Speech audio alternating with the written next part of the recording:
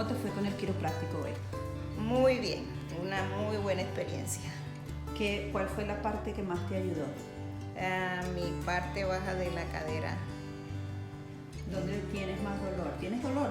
Sí, tengo dolor en el hombro izquierdo y en la parte baja de las caderas, pero fue lo que mejor me sentí, lo que más me ayudó. Muy bien, te vemos la próxima vez. Ok, gracias.